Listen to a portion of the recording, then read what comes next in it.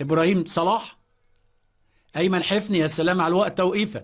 ده مصطفى فتحي. مصطفى فتحي مباراه وللتانيه بيقول انا هو ما حدش هيبقى زيي وحته شراب. اوه اوه، هدف، هدف جميل لباسم، بيقول لهم تعالوا تعالوا ورايا. هدف جميل لباسم. باسم مرسي بقى اصبح عنده 14 هدف.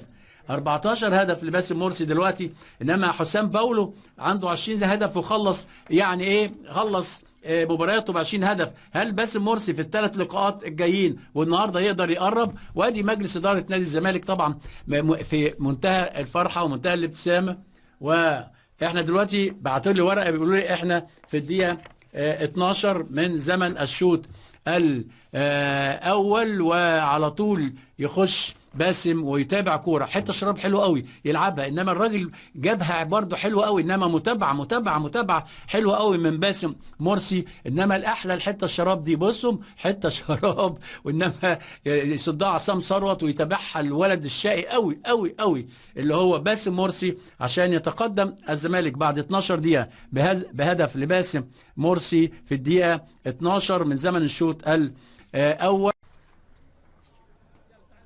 تلت ساعة. واحد يقول لي الساعة جات لك قدامك؟ اقول له لا، قدامي كده حسين شعبان ظبط الساعة بتاعة الموبايل بتاعه، وادي قمر وفرصة هدف تاني، والهدف التاني لباسم. ايه ده باسم مرسي بعد 20 دقيقة من زمن الشوط الأول. هل باسم بقى الهدف ال 15 بالنسبة له؟ ناقص 5 أهداف عشان يحصل حسام باولو هداف الدوري حتى الآن ب20 نقطة. وادي باسم مرسي يحط الهدف الثاني في الدقيقة 20 عشان تصبح النتيجة 2 الزمالك ولا شيء النصر. وتحرك جميل وتمريرة على طول لمين؟ ده حمادة طلبة اللي اتنقل ناحية اليمين، وزي ما يكون بيقول للزمالك انتوا فاكريني كنت سكرتة ولا اي حاجة؟ لا، ده عمل موسم كويس جدا جدا، وعنده انكار ذات، ويعني هايل في الطرف الشمال، هايل في اليمين، هايل. وخد تمريرة من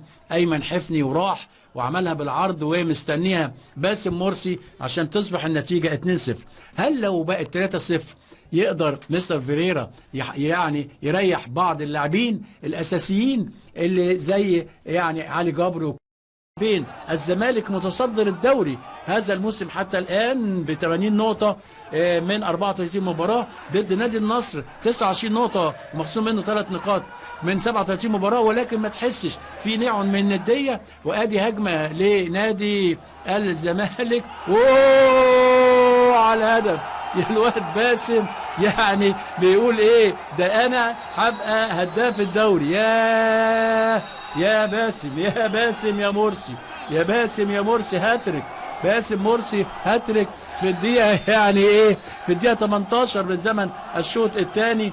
باسم مرسي يقول يا جدعان وسع كده اهو.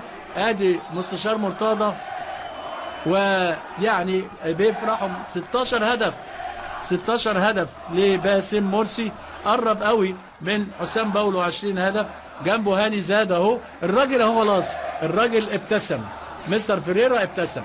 شفتوا الفرق بين مهارة ومهارة؟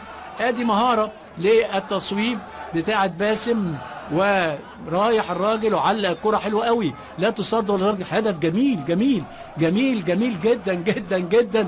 مين اللي فرحان بالهدف ده؟ مش الزمالك لوحده، لا، مستر كوبر وجهازه منتخب مصر يعني بيبحث الآن عن راس حربة يعني تعوض رؤوس الحربة اللي اعتزلوا.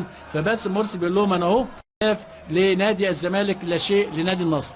كنت متوقع ان الهيجان بتاع النادي النصر هيبدا في ان الزمالك يبدا ايه اهو، خلاص بدا الزمالك.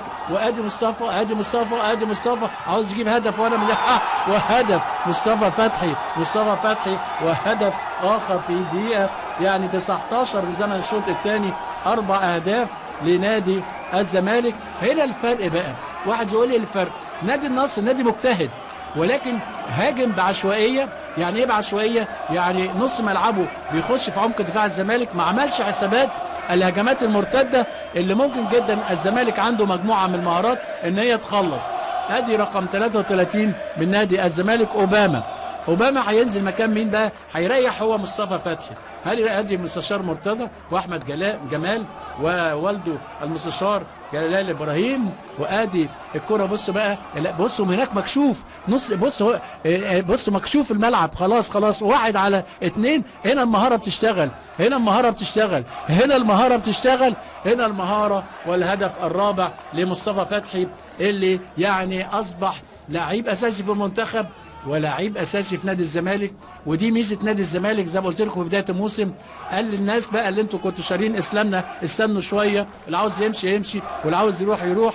احنا هنعمل فرقه ناس تسمع الكلام وتسمع كلام المدرب. وبالتالي نجح مجلس اداره برئاسه مستشار مصطفى منصور ان هو يشتري 17 18 لعيب. في اخر الموسم في حد وقع منه انما هو بيشتري